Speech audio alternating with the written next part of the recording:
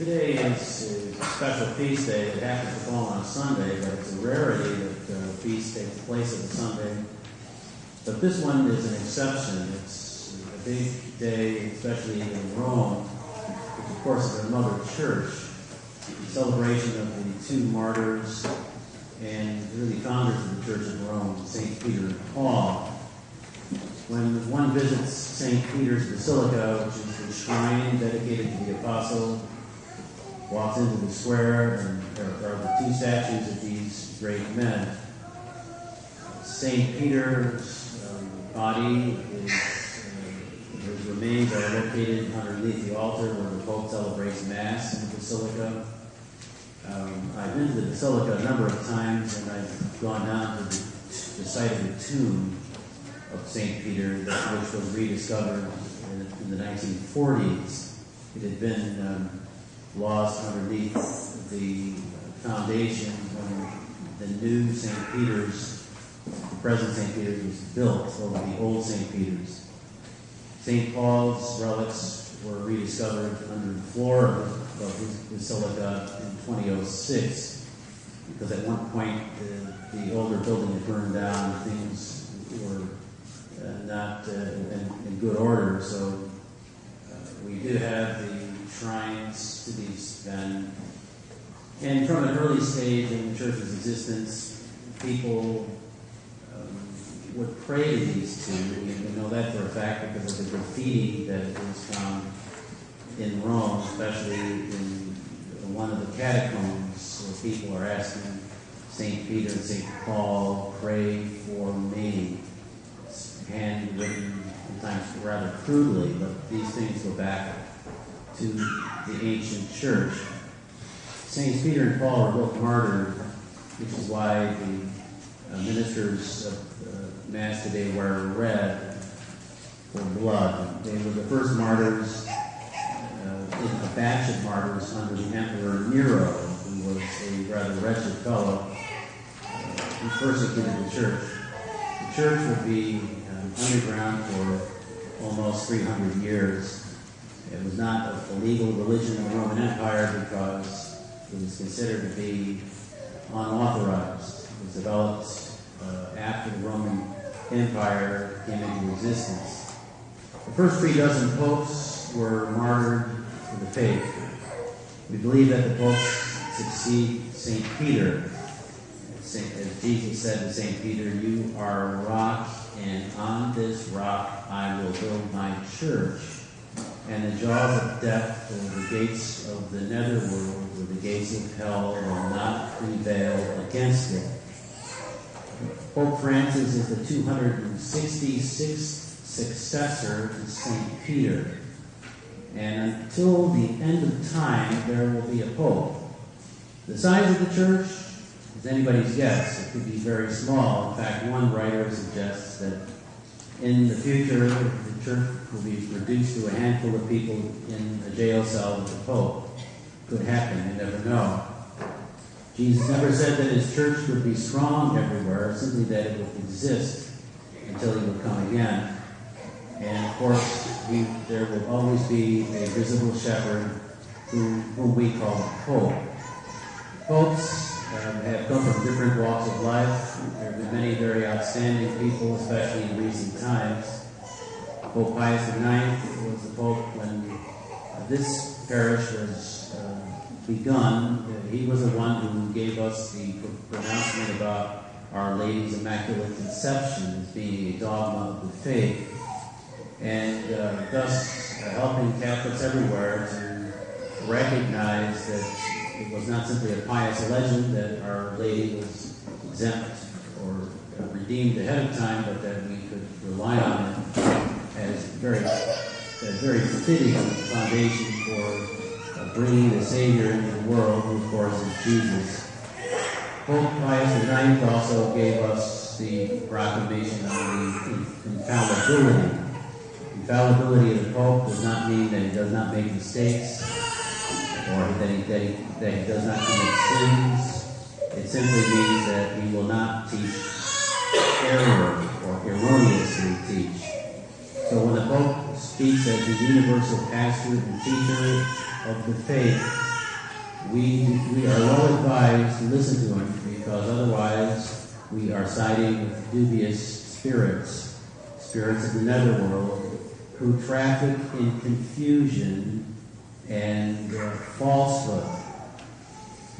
Today, as Pope Benedict reminds us, we are living under a dictatorship of relativistic thinking, which is translated to mean somebody who says, my truth is not your truth, or your truth is not my truth.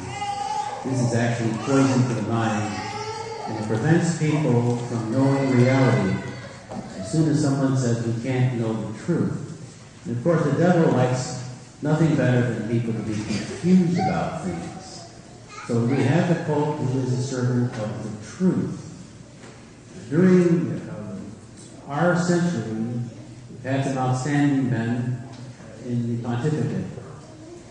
Pope John XXIII invoked the Second Vatican Council, which many of you remember.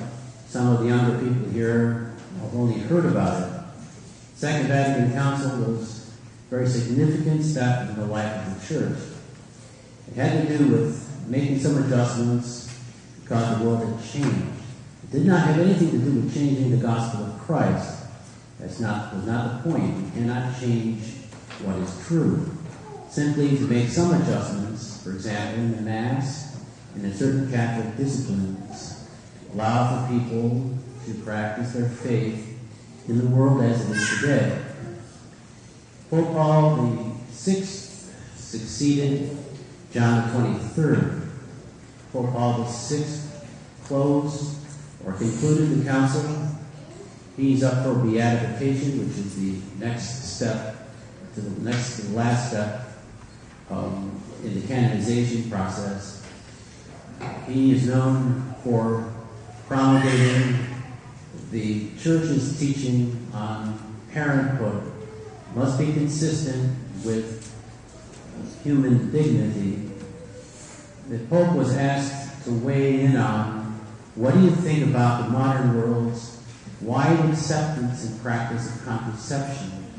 Pope made several predictions, one of which is that there would be infidelity would increase. Infidelity is the number one reason for divorce. We have a divorce rate that is skyrocketing. The greatest divorce rate in the history of the world, anywhere, right here in the U.S. We have a great deal of infidelity taking place. Pope said that the level of morality would plummet. Indeed, it has plummeted. Our culture, in many ways, become quite debased. He said that women would become objectified. They are objectified. And he said, perhaps most ominously, if contraception is widely accepted in practice, that governments will take advantage of this and use it as an imposition on other countries or on their own people. We're experiencing that right now with the Department of Health and Human Services mandate, which forces people to cover employees, even including certain types of abortions, at the risk of being fined $100 a day. It's a very sad thing. Our government is cracking down on religious freedom. But just as Pope Paul VI had predicted, perhaps the greatest man in the 20th century, Pope John Paul II. Pope John Paul II repassed the papacy to becoming really modeled after a worldwide missionary idea. Pope John Paul II traveled almost 700,000 miles in 27 years, visiting many countries. He was seen by more people in the flesh than anyone else who ever lived. His theme was, be not afraid. Open your hearts to Christ. He was the world's greatest evangelizer. He was no prisoner of the Vatican. He was a very vital force in the world.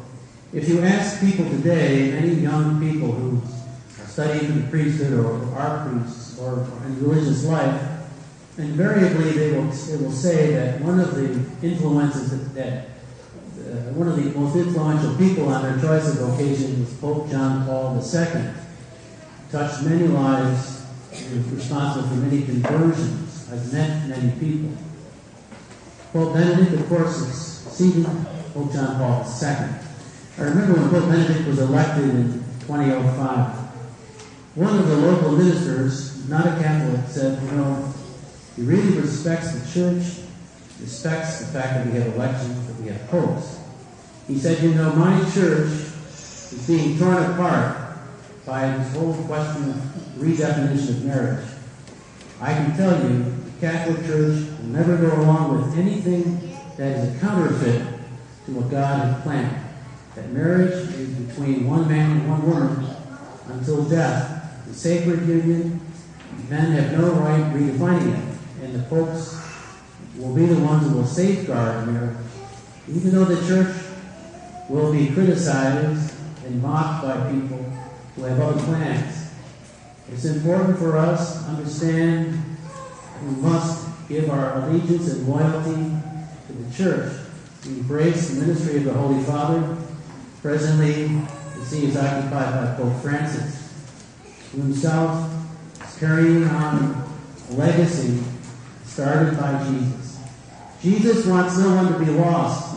He doesn't want people to be confused. He doesn't want people to be swallowed up by the falsehoods that come to us from the world, from popular culture, from entertainment industry, from many people who really don't know, from people who have talk shows or other things, people who write in the press, with strange ideas about how people should live, and what life is about, and that whether or not there is a life after death, many of them don't even care about these things. Church will never do people wrong. Stay close to the Holy Father. Listen to what he says. Follow him. Support him. Pray for him. Stay on the ship of St. Peter Church.